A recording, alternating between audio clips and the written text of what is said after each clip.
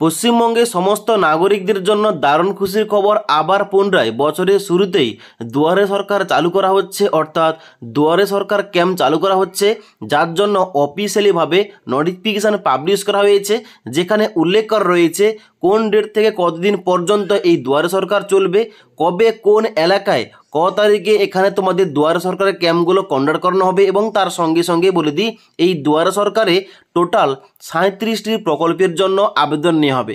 তাই তোমাদের এলাকায় কবে দুয়ারে সরকার ক্যাম্প হবে, কীভাবে তোমরা চেক করবে, কোন কোন প্রকল্পের জন্য তোমরা আবেদন করতে পারবে, এ টু জেড বলছি। তাই অবশ্যই তোমরা ভিডিওটি না টেনে শেষ পর্যন্ত দেখে নাও।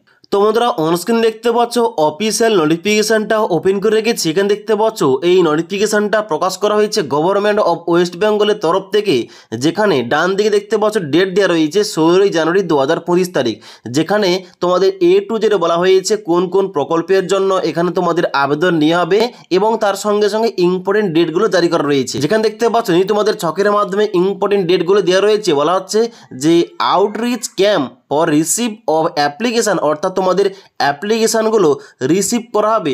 ডেটটা দিয়ে রয়েছে আগামী 24 জানুয়ারি থেকে এবং এই দুয়ারে সরকার ক্যাম্পটা চলবে 1 ফেব্রুয়ারি 2025 তারিখ পর্যন্ত।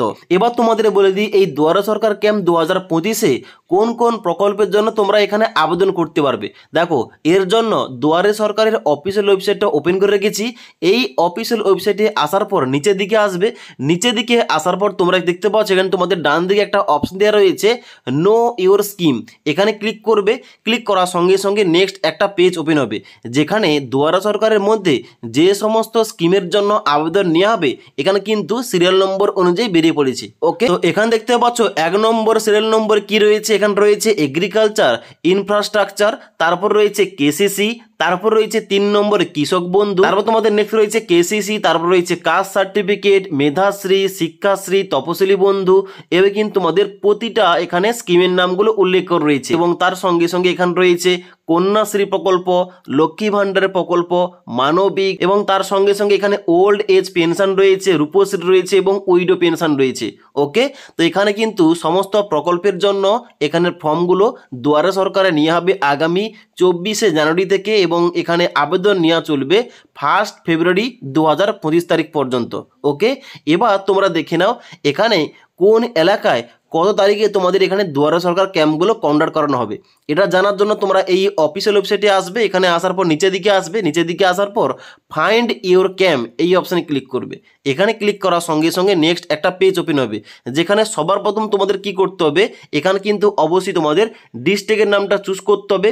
কোন ডিস্ট্রিক্টের আন্ডারে তোমরা বসবাস করছো এখানে চুজ করবে। চুজ করার পর এখানে ডান দিকে তোমাদের ব্লকের নাম চুজ করবে, কোন ব্লকের আন্ডারে তুমি বসবাস করছো এবং তারপরে তুমি কোন গ্রাম পঞ্চায়েতের আন্ডারে তুমি বসবাস করছো এখানে কিন্তু তোমাদের গ্রাম পঞ্চায়েতের নামটা এখানে চুজ করতে হবে।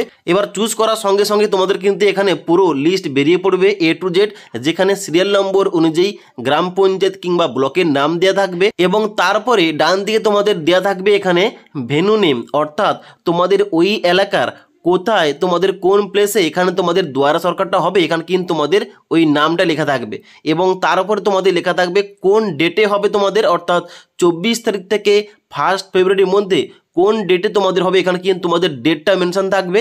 এখানে কিন্তু তোমরা চেক করতে পারো। তো এখানে তোমাদের এলাকায় কবে কোথায় হচ্ছে কোন ডেটে কিন্তু এখানে তোমরা ইজিলি চেক করতে পারবে। ওকে, এবার তোমাদের বলে দিই এখানে এই দুয়ারে সরকার প্রকল্পের জন্য যে সমস্ত স্কিমের কথা বললাম, যে সমস্ত প্রকল্প কিংবা স্কিমের জন্য আবেদন নেওয়া হবে, এই সমস্ত প্রকল্প কিংবা এই সমস্ত স্কিমের মধ্যে তোমরা যদি কোনো স্কিম কিংবা প্রকল্প নিয়ে কীভাবে তোমাদের ওই প্রকল্পের জন্য ফর্ম ফিল আপ করতে হবে, ফর্ম ফিল আপ করে তোমাদের জমা দেওয়ার সময় কোন কোন ডকুমেন্টস অ্যাটাচ করতে হবে, এই টপিকে তোমরা ভিডিও চাইলে নিচে আমাকে অবশ্যই কমেন্ট করতে পারো, তাহলে কিন্তু এই টপিকে একটা স্পেসিফাই ভিডিও নিয়ে আসবো। ওকে, তাছাড়া আজকের এই ভিডিওটির আপডেট তোমাদের ভালো লেগে থাকলে একটি লাইক করবে এবং বন্ধুদের অবশ্যই ভিডিওটি শেয়ার করে দেবে।